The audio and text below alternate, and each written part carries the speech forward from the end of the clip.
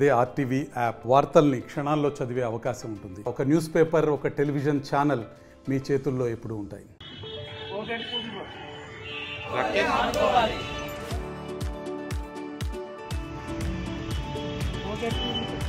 కాకపోతే ఆయన లేని లోటు అనేది వాళ్ళ కుటుంబ సభ్యులకి ఎవరూ తీర్చలేనిది.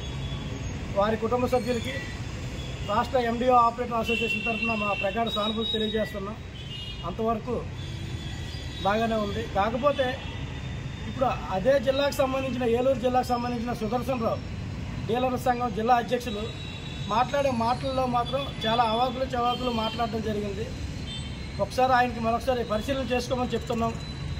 రాష్ట్ర ఎండిఓ ఆపరేటర్ అసోసియేషన్ తరఫున ఆయన చేసే కార్యక్రమాలకి ఆయనకి సంబంధం లేకుండా ఆయన ఉనికి చాటుకోవడానికి ఒక డీలర్ సంఘ నాయకుడిగా నోటికి ఎలా వస్తారో మాట్లాడడానికి సబబు కాదు. ఎండిఓ ఆపరేటర్స్ వచ్చిన దగ్గర నుంచి వాళ్ళకి వీధిలో పడ్డారని ఈ ఎండిఓ అసోసియేషన్ అందరి తరఫున కూడా మేము తీవ్రంగా ఖండిస్తున్నాం. అటువంటి మాటలని వాళ్ళు చెప్పేది ఏంటి, డీలర్లు ఎండిఓ ఆపరేటర్ల వల్ల లాస్ అవుతున్నారు, వాళ్ళు వచ్చిన దగ్గర నుంచి కూడా మేము మా బతుకులు పోయేవి, మేము ఆత్మహత్యలు చేసుకుంటున్నాం అని అన్నారు. రీసెంట్గా రాజానగరంలో చిత్తూరు జిల్లాకు సంబంధించిన ఒక ఎండిఓ ఆపరేటర్ రాజేంద్ర అనే ఎండిఓ ఆపరేటర్ డీలర్ ఒత్తిడి తట్టుకోలేక సూసైడ్ చేసుకున్నారు. ఆపై మేము కూడా మా అసోసియేషన్ తరఫున పోరాటం చేస్తాం. మేము చేసింది ఏంటి, ఎవరైతే తప్పు చేశారో డీలరు ఆయనకి పనిష్మెంట్గా శిక్ష పడాలని చెప్పి మేము అడిగాం. అందులో ఎటువంటి తప్పు లేదు. అలాగే ఎండిఓ ఆపరేటర్లు కూడా ఎవరైనా తప్పు చేస్తే వాళ్ళకి మా యూనియన్ తరఫున కూడా మేము కూడా కఠినంగా ప్రవర్తిస్తూ వాళ్ళ మీద శిక్ష పడే విధంగా అధికారులకు మేము కూడా చెప్తాం.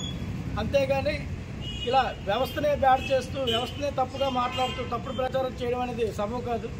వాళ్ళు చేసే ముమ్మటికి కూడా వచ్చిన దగ్గర నుంచి మా బతుకులు పోయామంటున్నారు. మా వల్ల మీకు కలిగిన నష్టం ఏంటనేది తెలియజేయాలని కోరుకుంటాం.